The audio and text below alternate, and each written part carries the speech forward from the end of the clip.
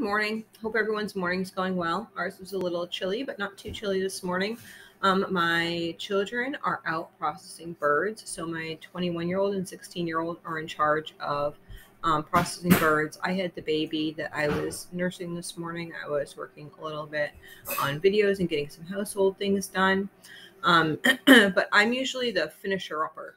So if we're doing meat birds, then I'll be the one who pieces everything out. So I'll take the breast off and do the legs and wings and that type of stuff. I usually do that portion of the chicken.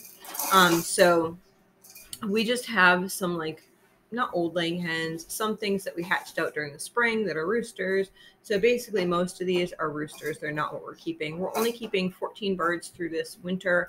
Next spring, I want to get some leghorns. So we have Americanas right now. So I want to keep our small flock, the 14 plus a rooster of Americanas, so that we can hatch out pure Americanas. And then I want to get a batch of leghorns, and then just have two different batches. One will be Americanas and one will be leghorns, and keep those. So what we have here is a bunch of chickens in a bowl. What I'm going to do is I'm just going to bag these up individually. When we go to cook these, most of them will just be in the roaster. I'll put like 4 birds in a roaster, and I'll throw potatoes and carrots and onions and whatever we have for root vegetables in there. And we'll just cook it all down as a meal. Seasonings, obviously. Apple sometimes makes it a little sweet, so I'll just put all that in there. And that would be like a Sunday dinner that we had. After we did that, then I would actually take those bones and boil those down to make broth. Some of the birds are smaller, and well, they're all pretty small, but some of them are smaller and they have like no breast at all. And those I'll just put in a bag. I'm actually going to put them in a trash bag. So in our state, Maine, we can no longer have grocery shopping bags. So, you know, the old, or for us, it's old, a plastic bag. When you went to the grocery store, they'd put all your stuff in plastic bags. We have none of those anymore. So what I used to do is bag up 5 birds and put them in one of those grocery bags. And then that would be a whole big roaster full to make a huge thing of broth.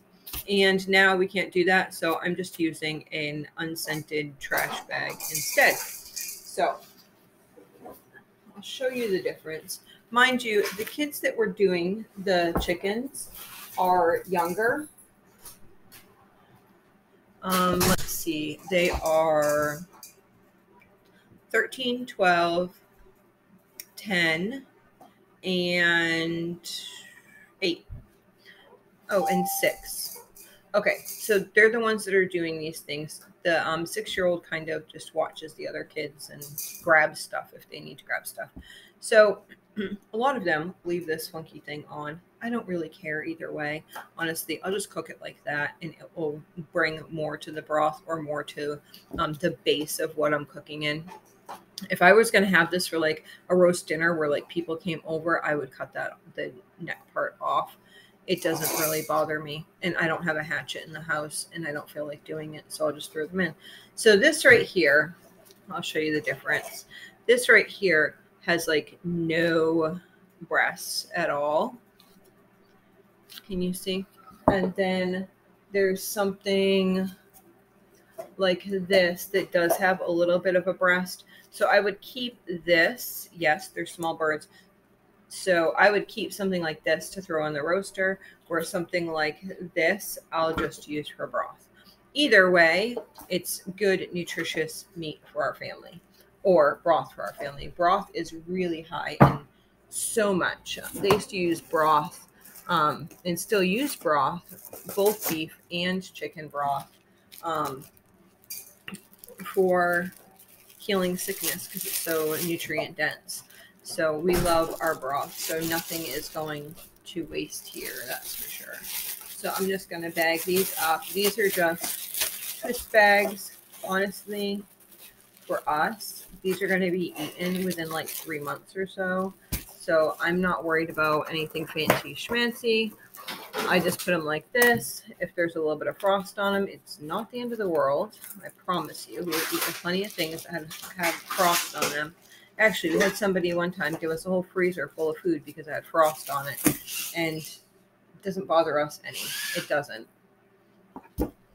I think that sometimes we have a really high standard for things, and there doesn't need to be. It can still be made into good things. For instance, old laying hens are perfectly good for soups and stews.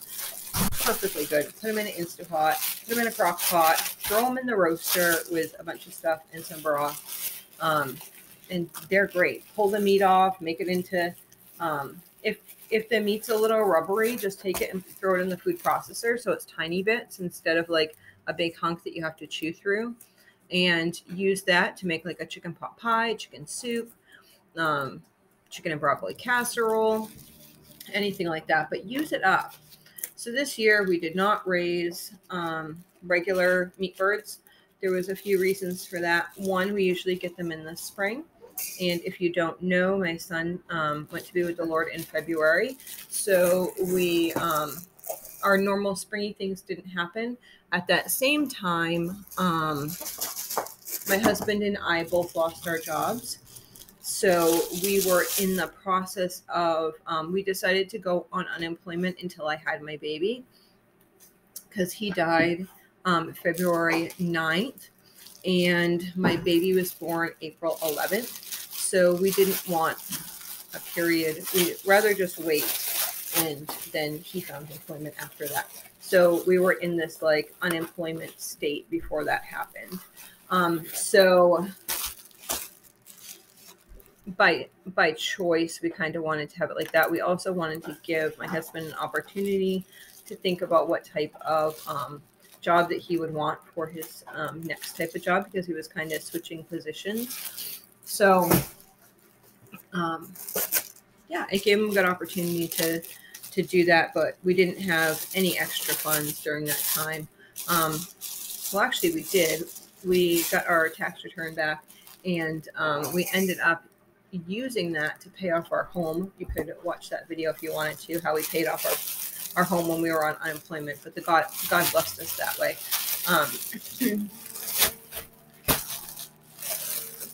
But anyway, we didn't raise chickens this year because of that. What we did do is we hatched out a bunch of birds. And these are some of those birds. I think we have 44 birds here.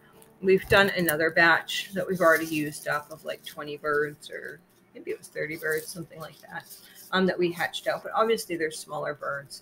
Next year, Lord willing, we will raise some meat birds because we like the bigger breasts, the just thicker meat parts. It's easier to piece them off to be able to make meals with. So next year, Lord willing, we will do that, and maybe we'll take you along for that adventure. We've been doing roughly 200 birds for the past 4 or 5 years. And this was the first year that we didn't. And I was hoping that it wouldn't have made a big difference, but honestly, it really did. Because as you've seen in my past couple grocery hauls, I bought meat, and I never had to buy meat before. The only things that I would purchase would be like hot dogs, if I wanted hot dogs, or sometimes I would buy chorizo for Jag. So those are the only couple things that I would buy, and now I'm finding myself buying meat, and it's expensive. And the quality, which is a bigger thing to me, the quality is just so yuck. Like, I don't know. I can't explain it. I guess I really can't explain. We raise our animals the way we would want an animal to be raised. We raise our animals in a good environment. They're outside every single day. They have access to outside, even in the middle of the winter if they want. They're not factory farmed. I don't know if you guys know what that is, but most animals are factory farmed. Even if something says that it's free range, it only means that it has access to the outside, which could be it's inside all day on a floor with thousands of birds. But it has a little hole in the door that if it wanted to make it, all the way down to where the hole is, then it would be able to peek its head out. It doesn't even have to have full body access. It could just have like little holes in the side of a barn for head access for it to be free range. There's lots of terms. Natural has like basically no meaning behind it. So if you buy something that says that it's natural, it means pretty much nothing. So we just wanted, one, our animals to, well, I guess it's not even one. I think in a way, for us, it's biblical. We wanted, and I'm not saying anything against people who don't choose to do this. This is how that the Lord was impressing on our hearts, was we wanted our animals raised in a manner that would be God honoring. So we would want our animals to be raised the way that God would have us raise them.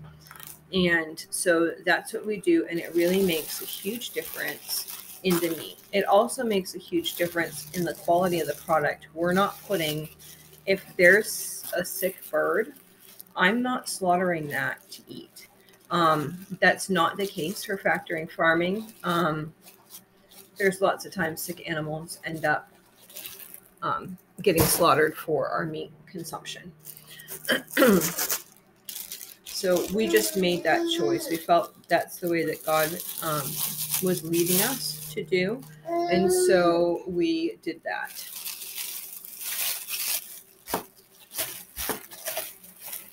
If you go to the grocery store and buy your meat, there's nothing wrong with that if that's the place that God has you. There's nothing wrong with that. But if God is calling you to do something different, then like with anything, then you need to like honor the Lord in all that you do. Everyone that I know isn't going to wear a head covering. Everyone is going to have a different standard of modesty. And those are all fine. Everyone speaks to everyone. You know, everyone's in a different place with the Lord. I'm just expressing to you where God had placed us at that moment that we decided to raise our own. We wanted to just be God honoring in all that we do in raising our animals. We could very easily have a homestead and raise our pigs in a small pen that was, just enough room for them to turn around so they could get fat quick. We choose not to do that. We would rather have a bigger animal. I mean, not a bigger animal. We would rather have a better quality animal by letting them go out on pasture. And like Joel Salatin says, express their pigginess. And just allowing them to be who God created them to be. But I don't want anyone to take it personal as far as that's what, God doesn't call us all to do the same thing at the same time. If he did, that would be kind of boring. But just expressing why we chose to start doing what we do. And now it's different. We recently talked about not doing animals because it's hard work. It's hard work, and nobody really, it's not like you have people lining up to take over farm chores if you want to go on vacation, or you need to go to a doctor's, or anything that happens. It's hard to find anyone to milk a cow. Lots of people now don't even know how to milk a cow, where, a century ago, everyone knew how to milk a cow. So we talked about it because I'll probably do another video at some point that talks about how our minds changed since my son's death. And I'll get into that a little bit more about where our hearts and our minds are and how God's opened up our hearts and our minds in different areas that he hadn't before. So